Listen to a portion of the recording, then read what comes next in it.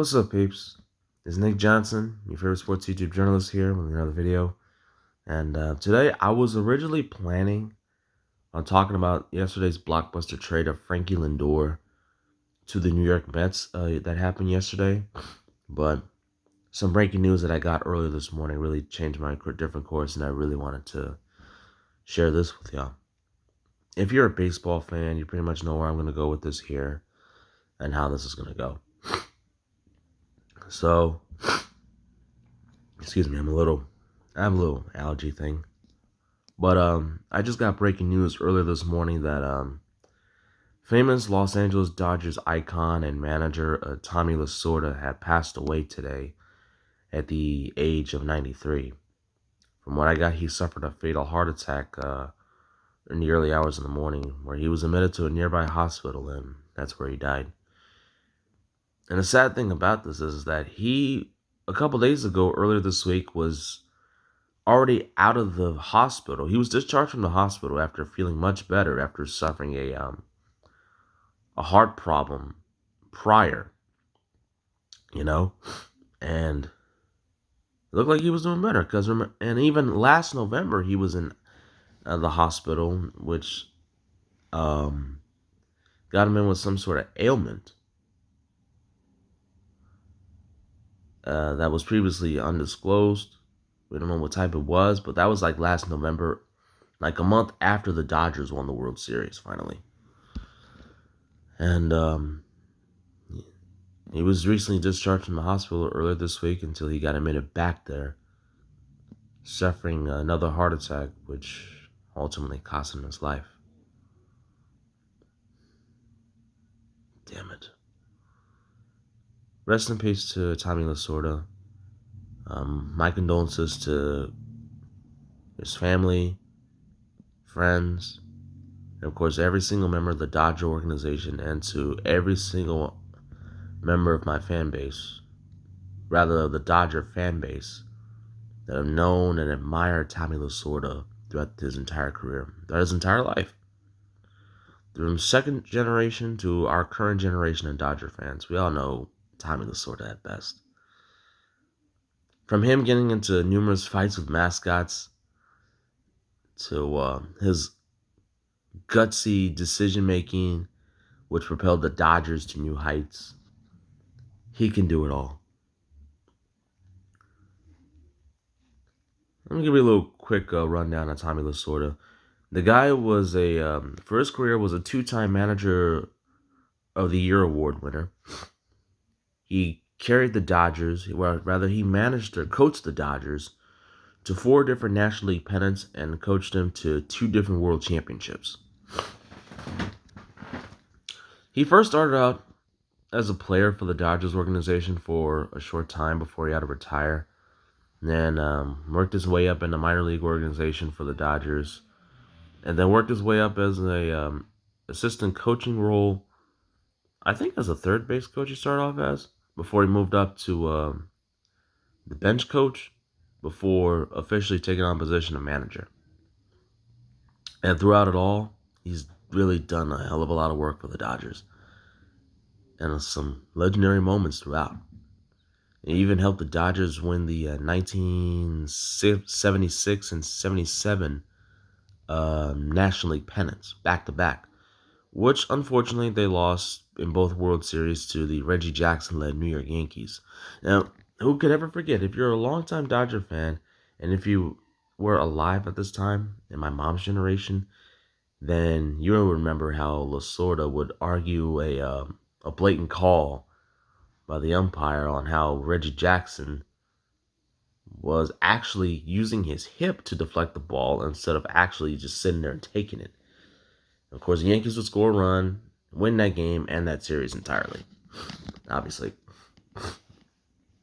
And from that point on,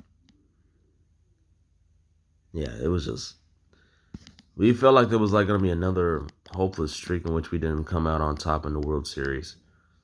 But then fortunes came in 1981 when we finally got one over Reggie and the Yankees in 1981. That was the year of the Fernando Valenzuela, a rookie pitcher for the Dodgers who had a phenomenal season and was instrumental in that 1981 World Series run. But his most legendary World Championship win was obviously in 1988. There was a lot of moments that just went down in '88 that had Tommy Lasorda at the epicenter of this whole legendary year.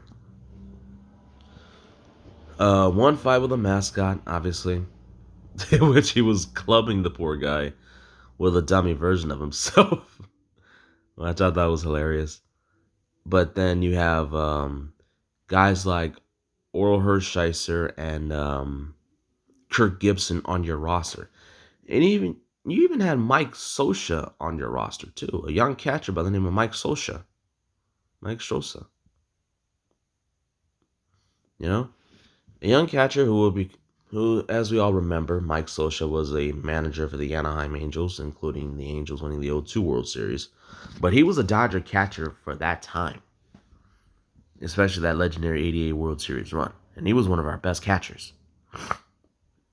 So you had those three guys and a legendary manager, and you arguably had one of the greatest runs in history. Orel Hershiser had a dominant year in '88, an All-Star, led the National League in ERA, strikeouts, and I don't.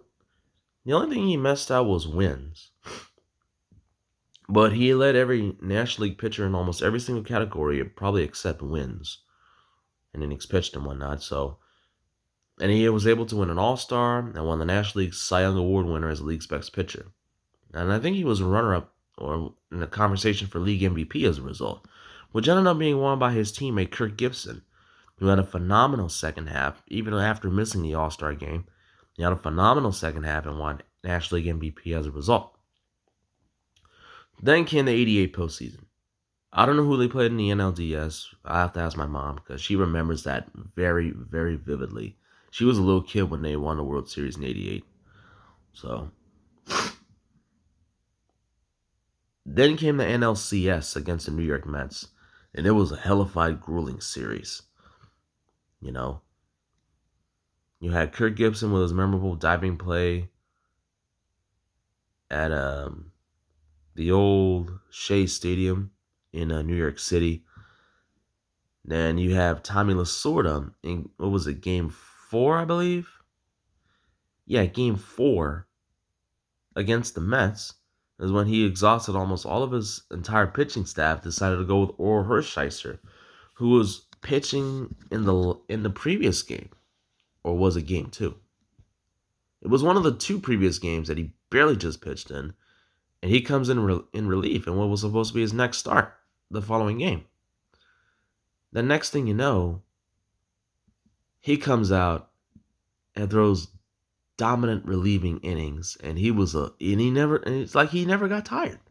He never got tired, and of course, the Dodgers on a solo shot, I believe, from Kirk Gibson, or it was either Mike Scioscia or Kirk Gibson that nailed a go-ahead home run, thanks to big man Orel Hershiser throwing a dominant relief appearance, and the Dodgers were going to win that game.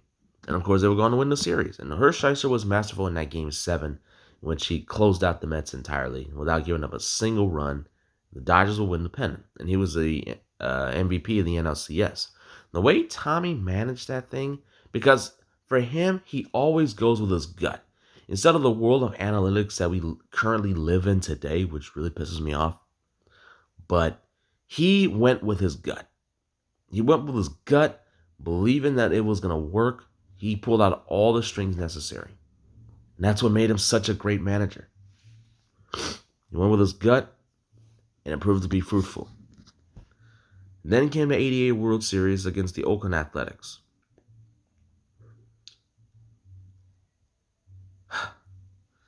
And that was memorable. And we all remember the decision that he led to have Kirk Gibson pinch hit in the bottom of the ninth of Game 1 of that series at Dodger Stadium, because he was playing on two bad legs. He tore his hamstring on one and bruised up the other from the previous NLCS series against the Mets. And of course, we all saw what happened. The home run, Dodgers win, and the Dodgers will go on to win 3 of the next 4 games to win the World Series. And Orel Hershiser, World Series MVP as a result. He was the MVP of the NLCS and an MVP of the World Series. He was that phenomenal, and Lasorda's decision making that fateful year solidified him as why he's one of the greatest managers of all time.